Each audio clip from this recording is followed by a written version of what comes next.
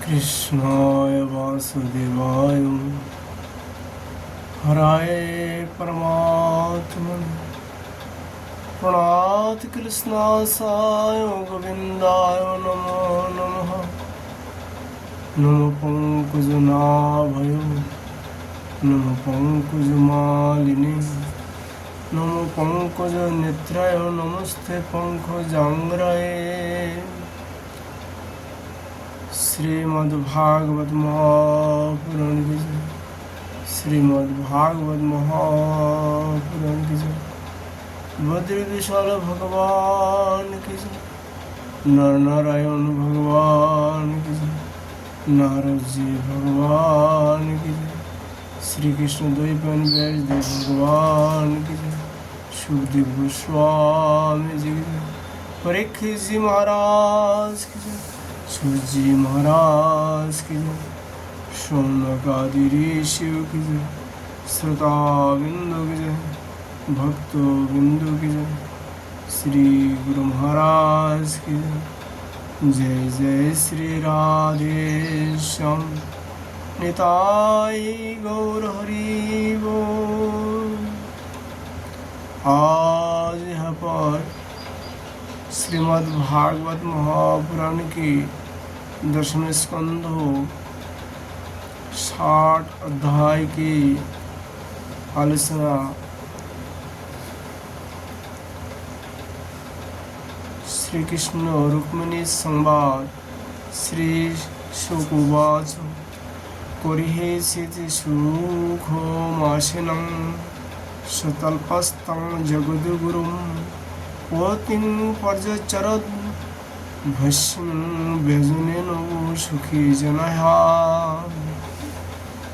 श्री सुखदेव गोस्वामी जी राजा परीक्षित से कहा, परीक्षित, एक दिन समस्त जगत के परम पिता और ज्ञानदाता भगवान श्री कृष्ण रुक्मिणी जी की पलंग पर आराम से बैठे हुए थे।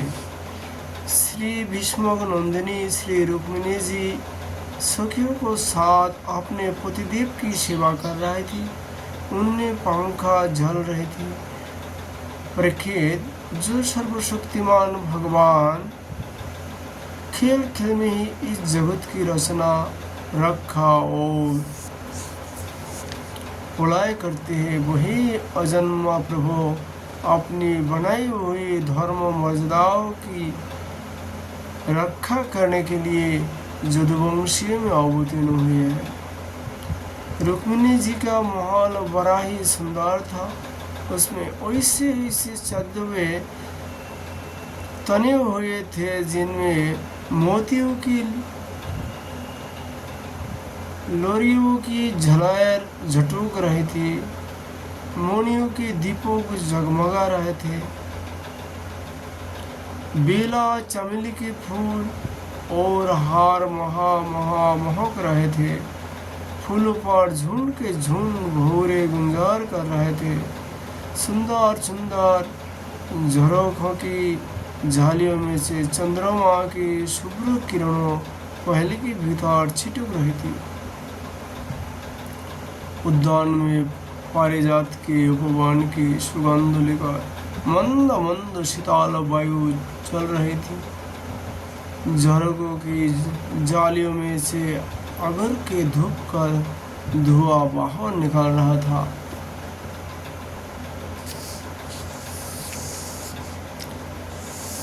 वैसे महल में दूध के फेनों के समान कोमल और उज्जवल बिछाने से युक्त सुंदर पलंग पर भगवान श्री कृष्ण बड़े आनंद से विराजमान थे और रुक्मिणी जी त्रिलोकी की स्वामी की पति रूप में प्राप्त करके उनकी सेवा कर रही थी। रुक्मिणी जी ने अपनी सखियों के साथ में वहाँ चावल ले लिया।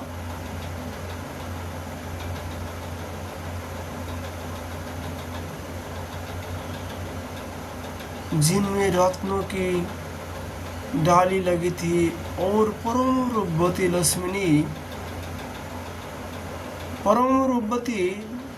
लक्ष्मी रुक्मिणी देवी रुक्मिणी जी उसे डुला डुला कर भगवान की सेवा करने लगी। उनके करकमल में जराऊ अंगूठिया, कंकुन और चावल शोभा पा रहे थे। चरण में मणि जटित पायजेब रुन झुन कर रहे थे। अंचल के नीचे छिपे हुए स्थानों की किशोरों की लालिमा से हाल लाल लाल जान पड़ता था और चमक रहा था।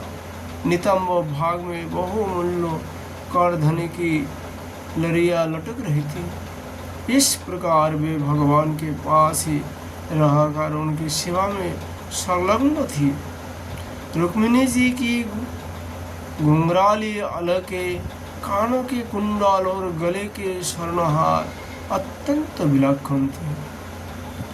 उनके मुख चंद्र में मुस्कुराहट के अमृत वर्ष हो रही थी। ये रुक्मिणी जी अलौकिक रूप लावण्यवती लक्ष्मी जी ही तो है। उन्होंने जब देखा कि भगवान ने लीलाओं के लिए मनुष्यों का सा शरीर ग्रहण किया है, तब उन्होंने भी उनकी अनुरूप प्रकट कर दिया। भगवान श्री कृष्ण यह देखकर बहुत प्रसन्न हुए कि रुक्मिणी जी मेरी परायण है, मेरी अनन्य प्रेमी प्रेयसी है। तब उन्होंने बड़े प्रेम से मुस्कुराते हुए उनसे कहा, भगवान उवाचम राजपुत्रीप्सिता भूपो लोकपालो विभूति भी मोहनुभाव श्रीमान भीरुपदार्ज बलोर्जित।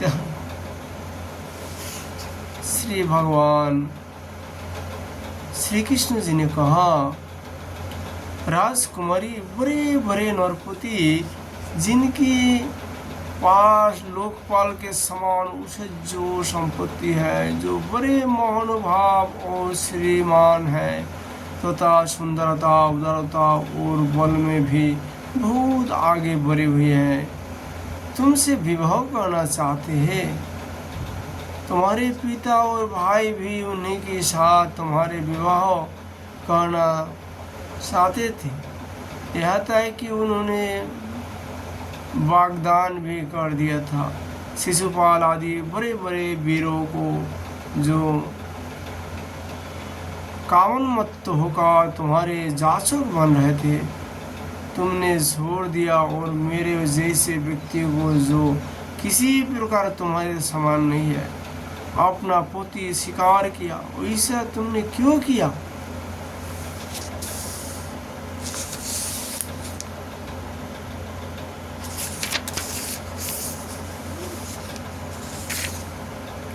सुंदरी, देखो हम जरासंध आदि राजाओं से डरकर समुद्र की शरण में आ बसे हैं। बड़े बड़े बलवानों से हमने बैर बांध रखा है और प्राय राज सिंहासन के अधिकार से भी हम वंचित ही है। सुंदरी, हम किस मार्ग से अनुयायी है, हमारा कौन सा मार्ग है, यह भी लोगों को अच्छी तरह मालूम नहीं है। हम लोग लौकिक व्यवहार का भी ठीक ठीक पालन नहीं करते। अनुनय विनय के द्वारा स्त्रियों को फेरी जाती भी नहीं। जो स्त्रियां हमारे जैसे पुरुषों का अनुसरण करती है, उन्हें प्राय क्लेश ही क्लेश भोगना पड़ता है। सुंदरी, हम तो सदा के अकिंचन हैं, न तो हमारे पास कोई कुछ था और न रहेगा। वैसे ही अकिंचन लोगों से हम प्रेम भी करते हैं और वे लोग भी हमसे प्रेम करती है। यही कारण है कि अपने को धनी समझने वाले लोग प्राय हमसे प्रेम नहीं करते, हमारे सेवा नहीं करते। जिनका धन कुल औषध सौंदर्य और आय अपने समान होती है, उन्हीं से विवाह और मित्रता का संबंध करना चाहिए। जो अपने से श्रेष्ठ और अधम हो, उनसे नहीं करना चाहिए। विदर्भ राजकुमारी, तुमने अपनी अदूरदर्शिता के कारण इन बातों का विचार नहीं किया। और बिना जाने बुझे भिक्षुकों से मेरी झूठी प्रशंसा सुनकर मुझ गुणहीन को वरण कर लिया। अब भी बिगड़ा नहीं है, तुम अपने अनुरूप किसी श्रेष्ठ क्षत्रियो को वरण कर लो, जिसके द्वारा तुम्हारी इहलोक और परलोक की सारी आशा अभिलाषाएं पूरी हो सके। सुंदरी, तुम जानती ही हो कि शिशुपाल, शल्य, जरासंध, दंतवक्र आदि नरपति और तुम्हारा बड़े भाई रुक्मी सभी मुझसे द्वेष करते थे। कल्याणी, वे सब बल पुरुष के मत से अंधे हो रहे थे। अपने सामने किसी को कुछ नहीं गिनते थे। उन दुष्टों का मान मर्दन करने के लिए ही मैंने तुम्हारा हरण किया था, और कोई कारण ही नहीं था। निश्चय हम उदासीन हैं, हम स्त्री संतान और धन के लोलुप नहीं है, निष्क्रिय और देहोगेह से संबंध रहित दीप शिखा के समान शक्य मात्र है। हम अपने आत्मा के साक्षात्कार से ही पूर्ण काम है, कृतकृत्य है। सोगुवाचुम एतवोदक्ता भगवानात्मनं वल्लभामिव मन्यमानामविश्लेषातुं तद्धर्मग्नम् उपरमत्। सुखदेव गोस्वामी जी कहते हैं, परीक्षित, भगवान श्री कृष्ण के क्षण भर के लिए ही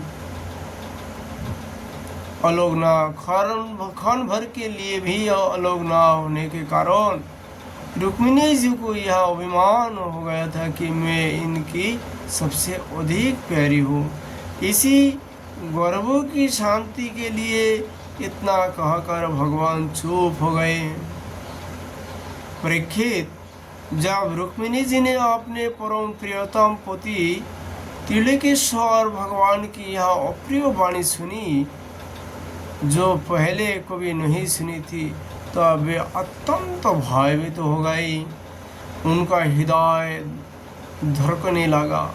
वे रोते रोते चिंता के अगाध समुद्र में उतरने लगी।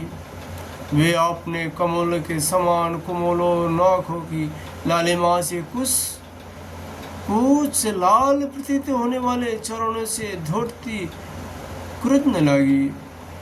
अंजन से मिले हुए काले काले आंसू किशोर से रंगे हुए वक्ष स्थल को धोने लगी। मुंह नीचू की लटक गई। अत्यंत दुख के कारण उनके बाणी रुक गए और वे ठिठकी सी रह गई। अत्यंत व्यथा, भय और शोक के कारण विचार शक्ति लुप्त हो गई। वियोग की संभावना से वे तत्क्षण इतनी दुबली हो गई कि उनकी कलाई का कंकन तक खिसक गया, हाथ का चाबोर गिर पड़ा। बुद्धि की विकलता के कारण वे एकाएक अचेत हो गई, केश बिखार गए और वे वायु वृक्ष से उखाड़े हुए केले के खम्भों की तरह धरती पर गिर पड़ी। भगवान श्री कृष्ण ने देखा कि मेरी प्रियसी रुक्मिणी जी हास्य विनोद की गंभीरता नहीं समझ रही है और प्रेम पाश की दृढ़ता के कारण उनकी यह दशा हो रही है। स्वभाव से ही परम कारुणिक भगवान श्री कृष्ण का हृदय उनकी प्रीति करुणा से भर गया। चार भुजाओं वाले वे भगवान उसी समय पलंग से उतार पड़े और रुक्मिणी जी को उठा लिया था तथा उनके खुले हुए केश पाशों को बांधकर अपने शीतल कर कमल से उनके मुंह पूज दिया। भगवान ने उनके नेत्रों के आंसू और सुख के आंसू से भीगे हुए स्थान को पूछकर अपने प्रति अनन्य प्रेम भाव रखने वाली उन सती रुक्मिणी जी को भाव में भरकर छाती से लगा लिया।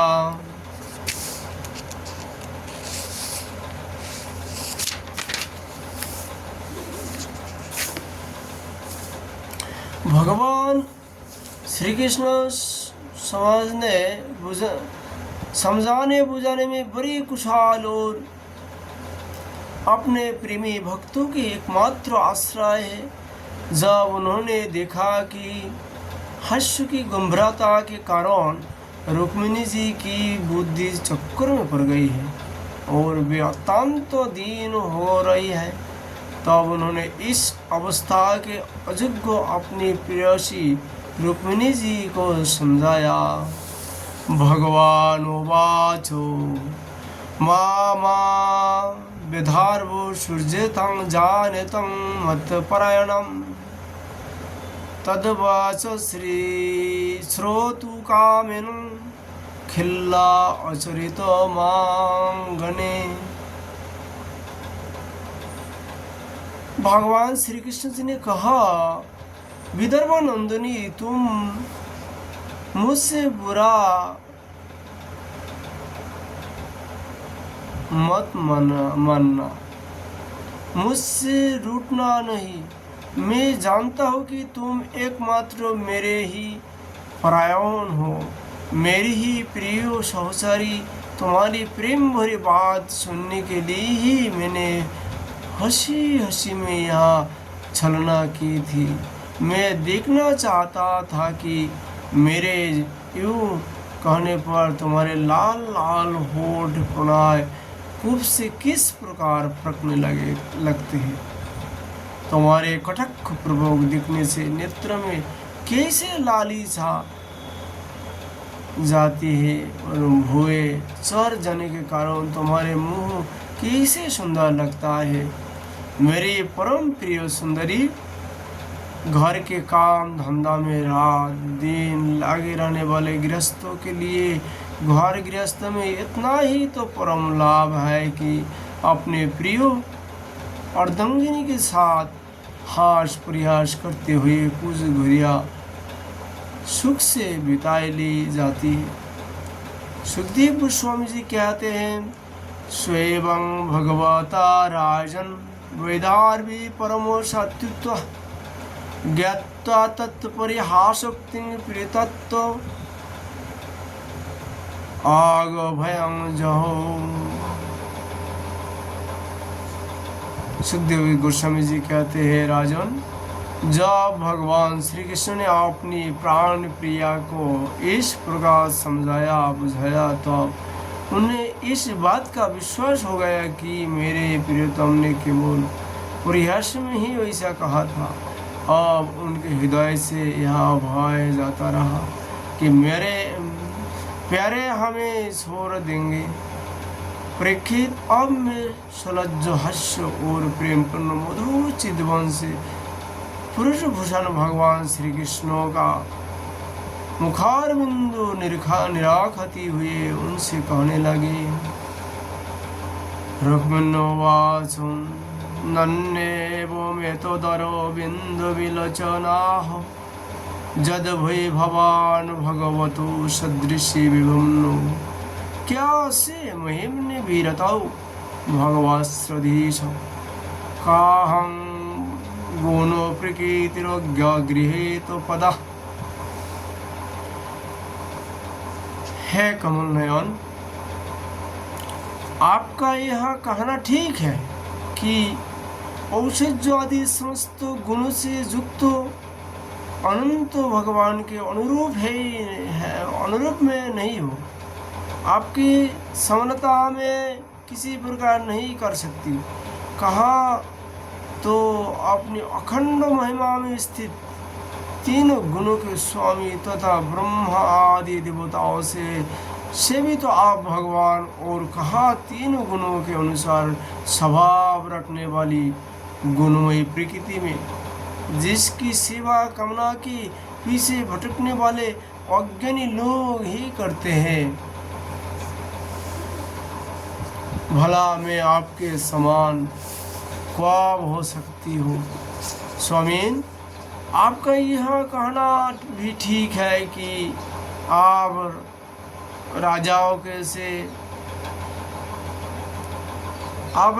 की भय से समुद्र में आप छिपे हैं, परंतु राजा शब्द का अर्थ पृथ्वी के राजा नहीं, तीनों गुण रूप राजा है।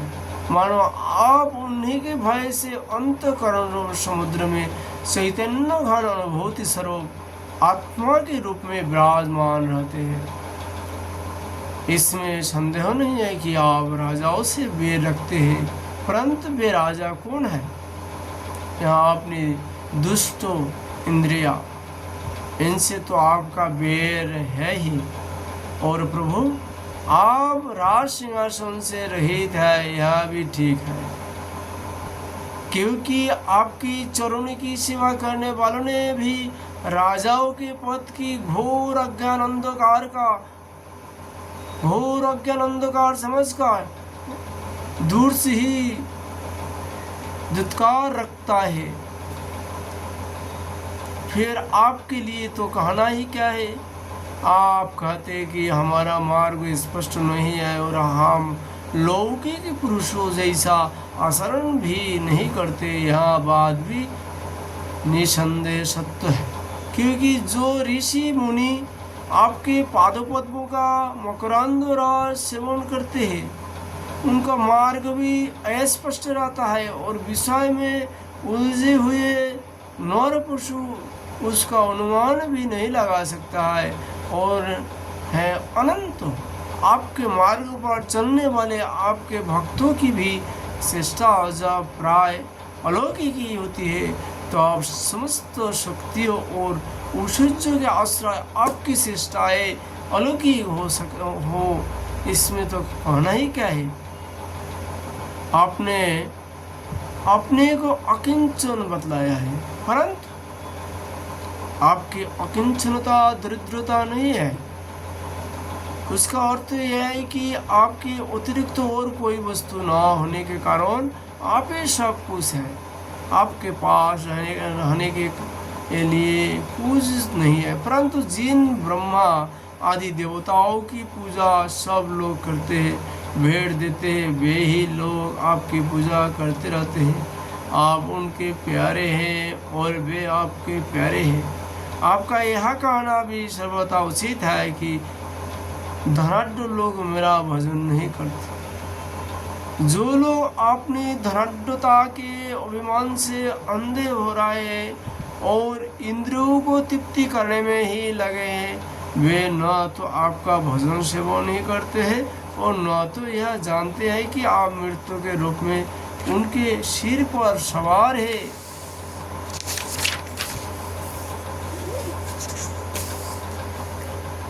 जगत में जीव के लिए जितनी भी वांछनीय पदार्थ है, धर्म अर्थ का मुख्य और सबके रूप में आप ही है, प्रकट है। आप समस्त प्रवृत्तियों साधनों सिद्धियों और साध्यों के फलस्वरूप है। विचारशील पुरुष आपको प्राप्त करने के लिए सब कुछ छोड़ देते हैं। भगवान उन्हीं विवेकी पुरुष का आपके साथ संबंध होना चाहिए। जो लोग स्त्री पुरुष के सहवास से प्राप्त होने वाले सुख या दुख के वशीभूत हैं, वे कदापि आपका संबंध प्राप्त करने योग्य नहीं है। यह ठीक है कि भिक्षुक ने आपकी प्रशंसा की है, परंतु किन भिक्षुक ने? उन परम शांत सन्यासी महात्माओं ने आपकी महिमा और प्रभाव का वर्णन किया है, जिन्होंने अपराधी व्यक्तियों को भी दंड न देने का निश्चय कर लिया है।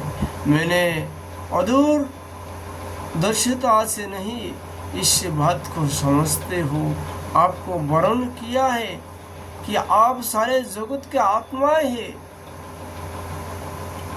और आपने प्रेमियों को आत्मदान करते हैं। मैंने जानबूझकर उन ब्रह्मा और देवराज इंद्र आदि का भी इसलिए पृथक कर दिया है कि आपकी बहू के इशारा से पैदा होने वाला काल अपने वेग से उनकी आशा अभिलाषाओं पर पानी फेर देते हैं।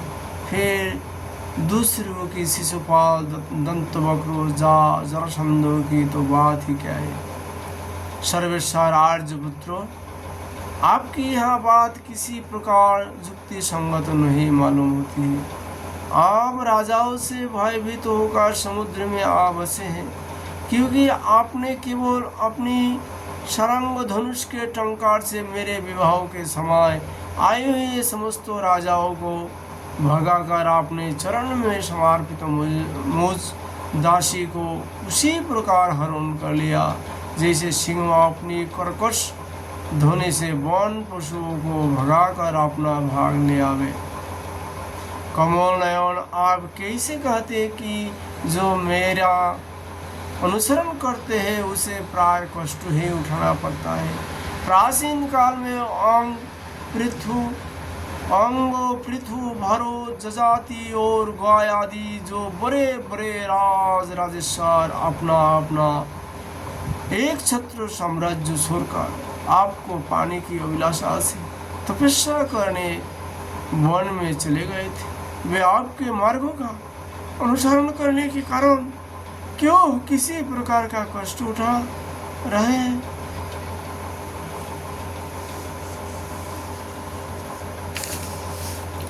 आप कहते हैं कि तुम और किसी राजकुमार का वरण कर लो। भगवान, आप समस्त प्राणियों के एकमात्र आश्रय है। बड़े बड़े संतों आपके चरण कमल की सुगंधों का बखान करते रहते हैं। उसका आश्रय लेने मात्र से लोग संसार के पाप तप से मुक्त हो जाते हैं। लक्ष्मी सर्वदा उन्हीं में निवास करती है। फिर आप बतलाइए कि आपने स्वार्थ और परमार्थ को भली भांति समझने वाले वैसे कौन सी स्त्री है जिसे एक बार उन चरण कमल की सुगंध सूंघने को मिल जाए और फिर वह उनका तिरस्कार करके वैसे लोगों को वरण कर जो सदा मृत्यु रोग जन्म जरा आदि भय से युक्त है। कोई भी बुद्धिमती स्त्री वैसा नहीं कर सकती। प्रभु, आप सारे जगत के एकमात्र स्वामी हैं। आप ही ऐसे लोग और परलोक में समस्त आशाओं को पूर्ण करने वाले एवं आत्मा है। मैंने आपको अपने अनुरूप समझकर ही वर्ण किया है। मुझे अपने कर्मों के अनुसार विभिन्न दुनिया में भटकना पड़े, इसके मुझको परवाह नहीं है। मेरी एकमात्र अभिलाषा यही है कि मैं सदा अपना भजन करने वालों को मिथ्या संसार भ्रम निवृत्त करने वाले तथा उन्हें अपना स्वरूप तक दे डालने वाले आप परमेश्वर के चरणों की शरण में रहो।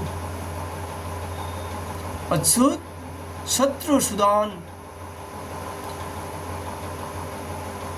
गधों के समान घर का बोझ ढोने वाले, बेलों के समान गृहस्थों की व्यापारों में जूते रहकर कष्ट उठाने वाले, कुत्तों के समान तिरस्कार सहने वाले, बिलाप के समान कृपण और हिंसक तथा कृत दासों के समान स्त्री की सेवा करने वाले शिशुपाल आदि राजा लोग जिनने वर्ण करने के लिए आपने मुझे संकेत किया है, उसी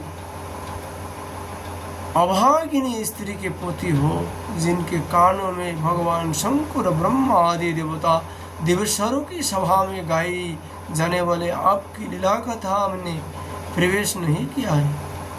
यह मनुष्य का शरीर जीवित होने पर भी मुर्दा ही है। ऊपर से चमड़ी, दाढ़ी, मूछ, रोए, नाक और केशों से ढका हुआ है, परंतु इसके भीतर मांस, हड्डी, खून, कीड़े, मल मूत्र, कफ, पित्त और वायु भरे पड़े हैं। इसे वही मूढ़ स्त्री अपना प्रियतम पति समझकर सेवन करती है, जिसे को भी आपके चरणारविंदों के मकरंद की सुगंध सूंघने की नहीं मिले हैं।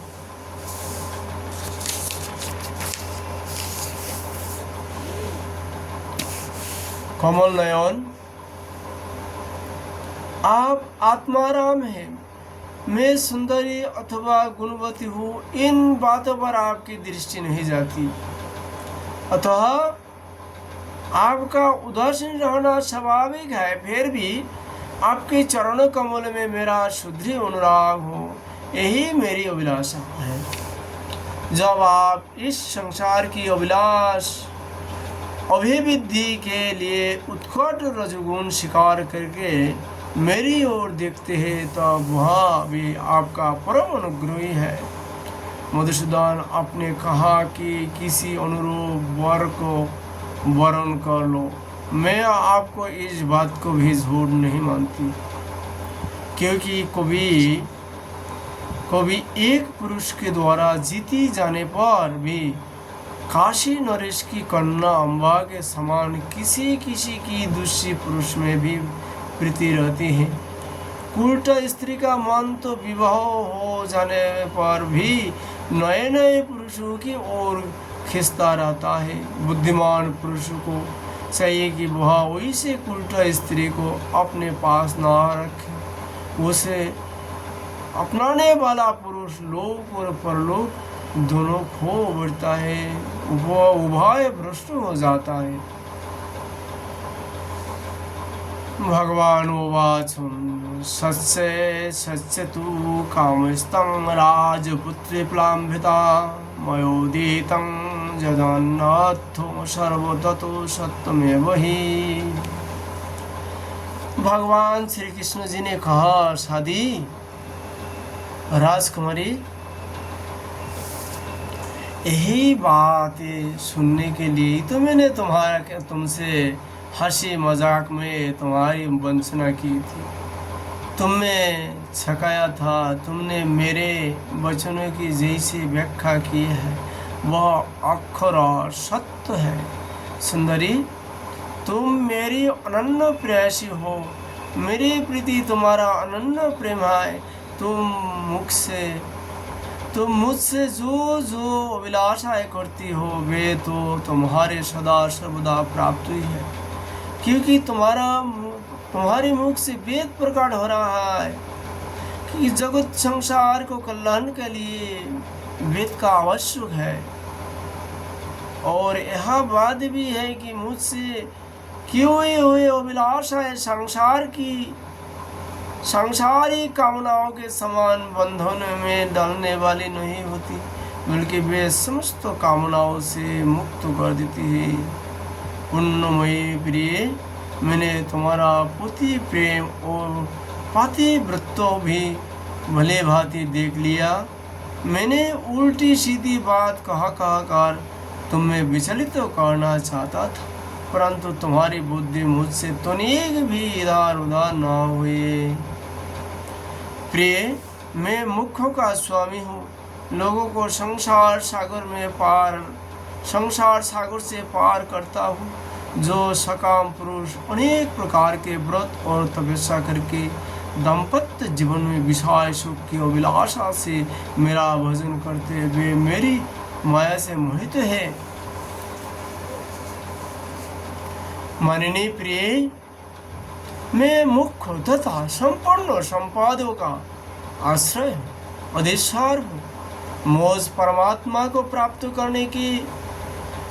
करके भी जो लोग केवल विषय सुख के साधन संपत्तियों की ही अभिलाषा करते हैं, मेरी पराभक्ति नहीं चाहते, वे बड़े मंदभागी हैं।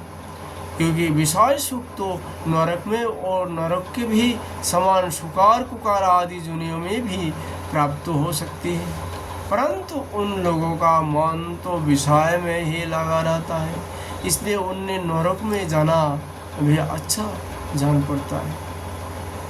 गृहेश्वरी प्राण प्रिय, यह बड़े आनंद की बात है कि तुमने अब तक निरंतर संसार बंधन से मुक्त करने वाली मेरी सेवा की है। दुष्ट पुरुष ऐसा कभी नहीं कर सकते। जिन स्त्रियों का चित्त दूषित कामनाओं से भरा हुआ है और जो अपनी इंद्रियों की तृप्ति में ही लगी रहने के कारण अनेकों प्रकार की छल छंद रचती रहती है, उनके लिए तो ऐसा करना और भी कठिन है। मानिनी, मुझे अपने घर में तुम्हारे समान प्रेम करने वाले भाजा और कोई दिखाई नहीं देता, क्योंकि जिस समय तुमने मुझे देखा न था, केवल मेरी प्रशंसा सुनी थी, उसी समय भी अपने विवाह में आए हुए राजाओं की उपेक्षा करके ब्राह्मण के द्वारा मेरे पास गुप्त संदेश भेजा था। तुम्हारा हरण करते समय मैंने तुम्हारे भाई को युद्ध में जीतकर उसे विरूप कर दिया था और अनिरुद्ध के विवाह उत्सव में सौसार खेलते समय बलराम जी ने तो उसे मार ही डाला, किंतु हमसे वियोग हो जाने की आशंका से तुमने चुपचाप वह सारा दुख सह लिया, मुझसे एक बात भी नहीं कही। तुम्हारे इस गुण से मैं तुम्हारे वश हो गया हूँ। तुमने मेरी प्राप्ति के लिए दूत के द्वारा अपना गुप्त संदेश भेजा था, परंतु जब तुमने मेरे पहुंचने में कुछ विलंब होता देखा, तब तुम्हें यह सारा संसार सुना दिखने लगा। उस समय तुमने अपना यह सर्वांग सुंदर शरीर किसी दूसरे के योग्य ना समझकर इसे छोड़ने का संकल्प कर लिया था। तुम्हारा यह प्रेम भाव तुम्हारी ही अंदर रहे, हम इसका बदला नहीं चुका सकते। तुम्हारे इस सर्वोच्च प्रेम भाव का केवल अभिनंदन करते हैं। ये बात की भगवान श्री कृष्ण ब्रज में गोपियों के साथ भी कहा था, तुम लोग जो हमारे भजन किया हो, ये ऋण कभी हम मिटा ही नहीं सकता हूँ। भगवान का थोड़ा बहुत भी कोई भगवान भजन करे तो भगवान ऋणी हो जाते हैं। वो जीव का पृथक कहाँ तीनों लोग का नाथ प्रभु सर्वेश्वर, और कहाँ क्षुद्र जीव। ये जीव थोड़ा सा भी भगवान श्री कृष्ण जी का भजन करे तो तीनों लोग का जो मालिक अपने को ऋणी बताता है। सुखदेव गोस्वामी जी कहते हैं, एवं सौरत संलापोई भगवान जगदीश्वरो शरत रामाया रे में नरलोकं विडम्बना। सुखदेव गोस्वामी जी कहते हैं, परीक्षित, जगदीश्वर भगवान श्री कृष्ण आत्माराम है। वे जब मनुष्य की सी लीला कर रहे हैं तब उसमें दाम्पत्य प्रेम को बढ़ाने वाला विनोद भरे वार्तालाप भी करते हैं और इस प्रकार लक्ष्मी रूपिणी रुक्मिणी जी के साथ विहार करते हैं। भगवान श्री कृष्ण समस्त जगत को शिक्षा देने वाले और सर्वव्यापक हैं। वे इसी प्रकार दूसरी पत्नियों को महलों में भी गृहस्थ के समान रहते और गृहस्थोचित धर्मों का पालन करते हैं।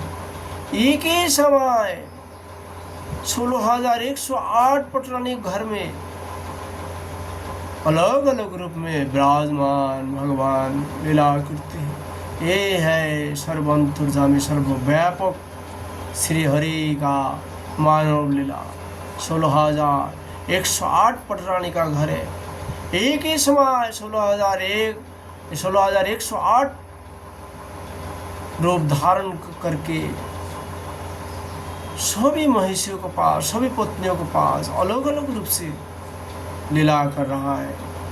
यह है सर्वशक्तिमान भगवान श्री कृष्ण। इनका नाम ही तो है भगवान। भगवान एक मनुष्य को नहीं बोला जाता।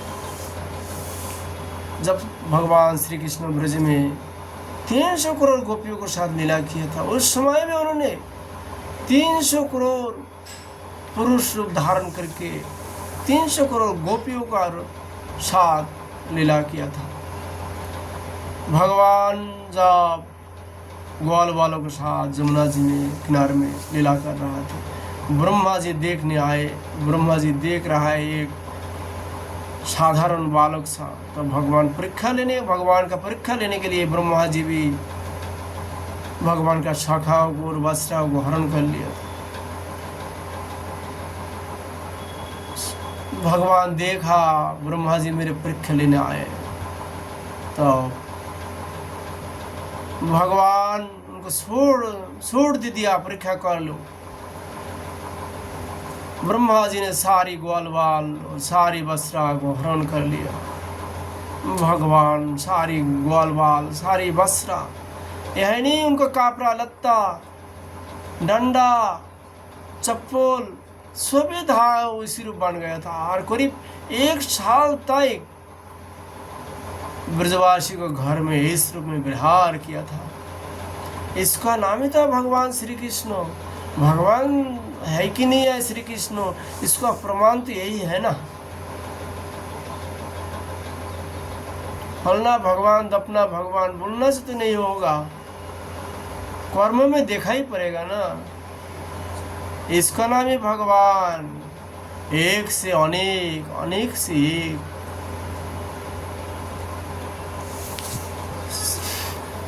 एकैको सस्ता कृष्णस्यो पुत्रं दश बल अजी जनन्न नवमान पितुं सर्वात्म संपदा। इस श्लोक का भावार्थ हम लोग कल चर्चा करेंगे। आज हम लोग श्रीमद् भागवत जी का चर्चा यही विश्राम करता हूँ। इति श्रीमद् भागवते महापुराण पारमहंस संहिता दशम स्कंध उत्तरार्धे कृष्ण रुक्मिणी संवादो नाम षष्ठीतम अध्यायो विश्रामो। जय श्री कृष्ण।